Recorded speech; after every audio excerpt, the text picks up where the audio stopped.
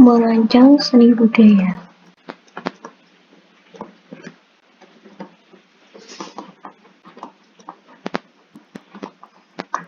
Halo anak-anak, hari ini kita akan belajar tentang merancang seni budaya. Nah, seorang seniman itu akan membuat suatu karya, akan membuat suatu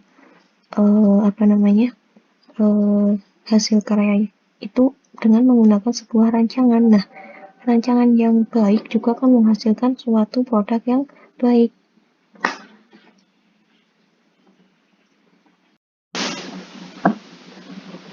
Sekarang kita belajar tentang rancangan atau merancang. Apa itu merancang atau apa itu rancangan? Rancangan itu suatu proses atau suatu tahapan mencari sebuah ide atau gagasan. Ide atau gagasan itu apa sih? Nah, kita harus tahu dulu ide atau gagasan itu apa. Ide atau gagasan itu suatu hasil pemikiran kalian, pemikiran kreatif kalian yang akan dituangkan menjadi sebuah karya seni. Nah, bagaimana cara mencari ide atau gagasan? Mencari ide atau gagasan itu kalian bisa dengan mengeksplor pemikiran kalian. Kalian juga bisa dengan mencari referensi di berbagai sumber, seperti di video YouTube, seperti di Instagram, Pinterest. Sekarang kan banyak aplikasi-aplikasi yang sudah memberikan atau menyediakan fitur-fitur atau konten-konten yang seperti pameran online dan sebagainya, video-video kreatif dan sebagainya. Seperti halnya sekarang TikTok, banyak orang yang atau konten kreator yang dengan senang hati sudah menyebarkan atau menge-share hasil-hasil karya mereka dengan gratis atau dengan mudah. Kalian bisa melihat di sana. Yang lainnya kalian juga bisa mencari referensi di mana sih? Kalian bisa mencari referensi dengan membaca buku, membaca cerita, ataupun kalian juga bisa mencari referensi dengan cara ngobrol dengan orang, ngobrol dengan teman kalian, seperti itu. Nah, langkah setelah mencari ide atau gagasan adalah brainstorming.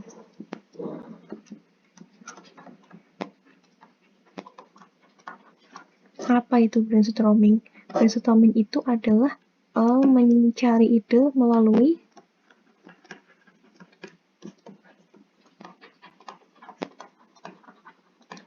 alam bawah sadar kalian.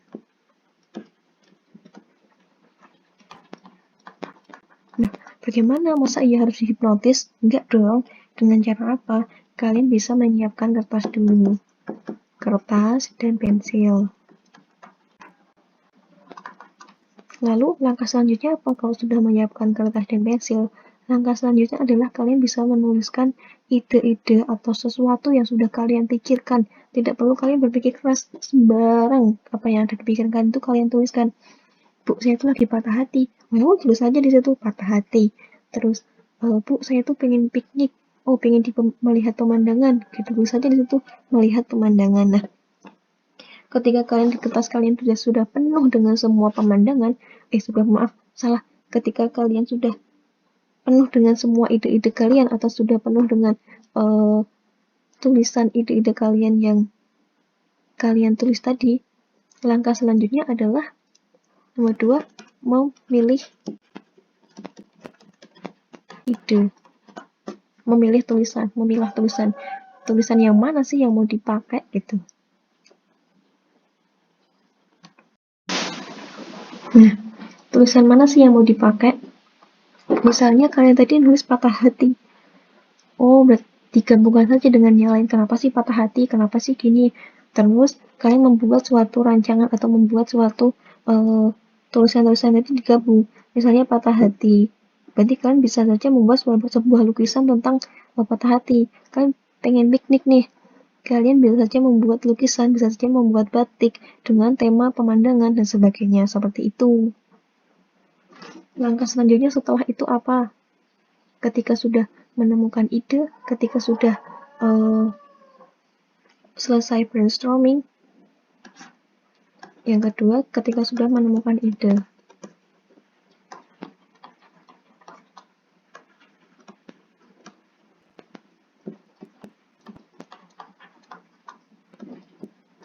Nah, ketika sudah menemukan ide, kalian bisa memfikkan ide yang mana yang bakal benar-benar fix sama keinginan kalian.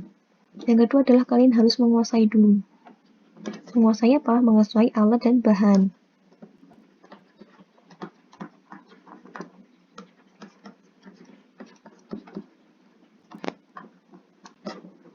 Gimana nih maksudnya? Nah, kalau di sini kalian tidak menguasai alat bahan berkarya, gimana kalian mau berkarya? Logikanya kan begitu.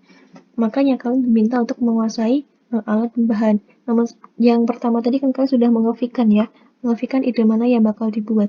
Kalian harus sudah fix akan membuat lukisan, akan membuat batik, atau membuat patung, atau membuat apa. Kalau tadi kalian sudah ngefikkan salah satu karya yang bakal dibuat, kalian tentu akan mencari atau mencoba memahami alat dan bahannya. Misalnya lukisan, saya itu nggak tahu lukisan itu mau bikin lukisan itu pakai alat bahan apa. Nah, kalian berusaha untuk mencari, bisa dari buku, bisa dari tanya dengan guru kalian, bisa tanya ke teman-teman kalian, atau cari browsing di YouTube, di internet, dan sebagainya. Setelah mengetahui, oh lukisan itu butuh alat-alat seperti kuas, cat, kanvas, dan sebagainya. Nah, kalian memahami dulu nih kalau lukisan itu pakai cat apa sih? Masa pakai cat tembok? Kan nggak mungkin kan? Atau pakai cat air? Nggak mungkin juga. Kalau kanvas, kalau kanvas itu menggunakan cat oil atau cat minyak gitu. Kan kanvas yang digunakan kanvas yang seperti apa sih? Karena model-model kanvas itu kan berbagai macam. Ada kanvas yang digunakan untuk membuat tas, kanvas yang punya teksturnya seperti apa. Nah, kalau kanvas untuk lukis itu yang kanvas yang seperti apa gitu. Begitu juga dengan cat, kalian harus memahami berbagai macam cat, memahami berbagai bentuk kuas. Kuas yang diperlukan untuk melukis itu apa? Oh, nanti lukisanku itu bentuknya ada yang detail, ataupun ada yang bentuknya gede gitu. Oh, berarti saya harus menyediakan kuas yang bentuknya kecil, runcing. Oh, berarti saya harus menyediakan kuas yang agak besar, seperti itu. Itu cara memahami alat dan bahan. Kalau kalian sudah paham sama alat dan bahan yang akan kalian gunakan untuk membuat karya, nah langkah selanjutnya apa? Kalian membuat atau menuangkan ide kalian. Dengan cara apa menuangkan ide? Maksudnya menuangkan ide bagaimana? Menuangkan ide itu dengan cara membuat sketsa. Nah, sketsa di sini dibagi menjadi dua, sketsa kasar dan juga desain. Sketsa kasar itu maksudnya bagaimana? Sketsa kok kasar? Nah, sketsa kasar itu adalah ketika kalian buat sketsa itu ternyata tidak cuma butuh satu sketsa saja, karena yang namanya sketsa itu adalah gambaran kasar dari karya yang akan kalian buat. Misalnya kalian akan membuat pemandangan, jadi kalian bisa membuat 3 ataupun 4 sketsa pemandangan, karya abstrak atau pemandangan yang belum benar-benar fit akan kalian buat. Nah, kalau sudah kalian buat 4-4-nya itu, kalian bakal memilih salah satu di antara 4 tersebut mana yang akan kalian aplikasikan ke media berkarya kalian. Misalnya, karya B ternyata yang paling tepat untuk aku aplikasikan ke media gambar kalian atau media lukis kalian. Nah, yang kalian anggap tepat itu namanya apa? Namanya desain atau hasil sketsa yang akhir. Nah, kalau udah, Bu, saya sudah selesai nih membuat desainnya, Bu, saya sudah merapikan desain saya benar-benar sudah fix ingin membuat ini. Nah, selanjutnya apa? Selanjutnya adalah mengaplikasikan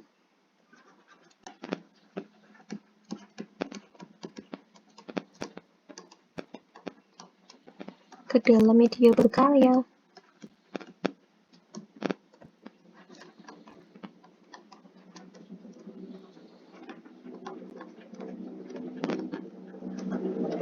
Seperti tadi, Bu, saya tuh membuat lukisan, sketsanya ini yang sudah fix. Nah, sketsa yang sudah fix tadi, kalian pindahkan ke kanvas kalian, atau membuat batik ya berarti dipindahkan ke kain kalian, seperti itu. Nah, kalau sudah memindahkan sketsa ke dalam media berkarya, kalian berarti memasuki tahap membuat karya.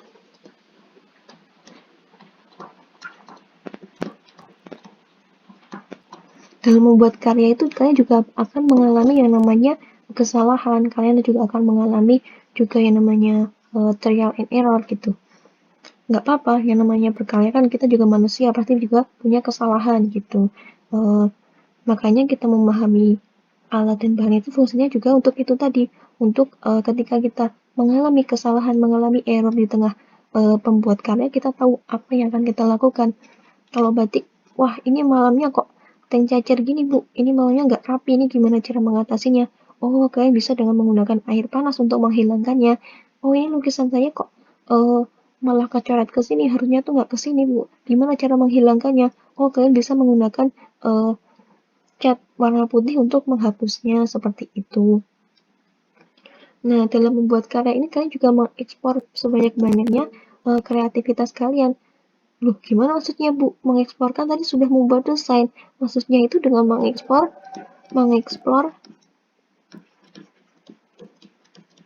warna-warna, gradasi. Nah, gitu. Kan bisa bermain dengan warna. Kalau sketsa kan tadi belum ada warnanya ya. Kalian hanya membuat gambaran kasar seperti apa bentuk-bentuk objek yang bakal diterapkan di kanvas kalian. Nah, tapi kalau dalam membuat karya, kalian bisa mengeksplor warna-warna yang bisa digunakan. Apakah selamanya daun itu berwarna hijau? Enggak kan? Ada yang warnanya kuning, kemerahan, ada yang coklat kemerahan, ada yang hitam juga. Nah, kalian bisa menambahkan daun-daun itu. Kalian padukan warna-warna itu biar gimana sih lukisan saya itu kelihatan nggak kaku gitu. Orang bakal suka sama lukisan aku gitu. Setelah itu apa? Setelah selesai adalah yang terakhir itu mempresentasikan hasil karya.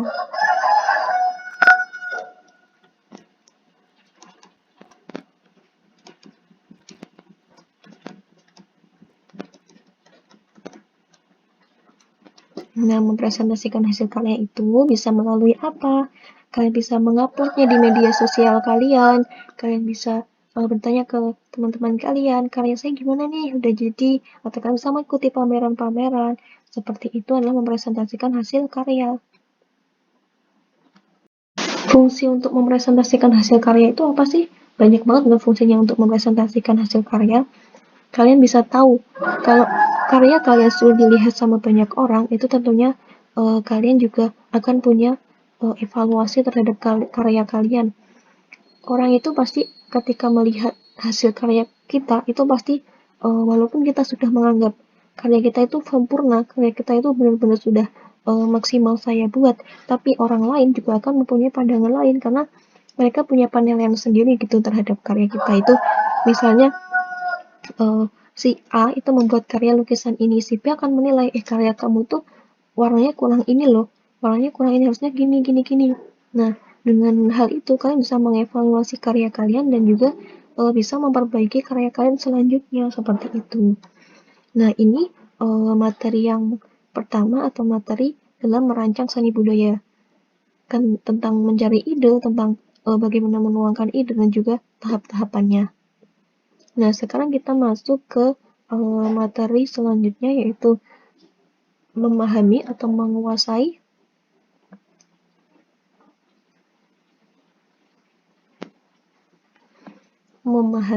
alat dan bahan.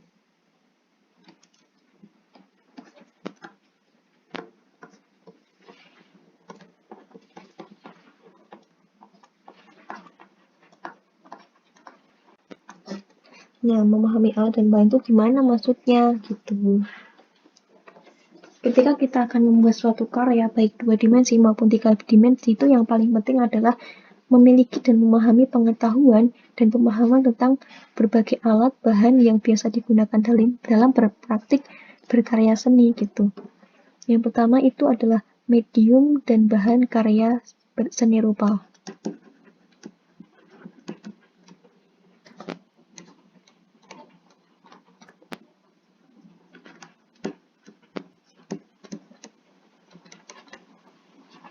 Maksudnya apa, Bu? Medium dan bahan berkarya seni rupa dalam seni rupa atau dalam seni kriya, bahan itu dibagi menjadi dua. Bahan apa? bahan sintetis, dan juga bahan alami.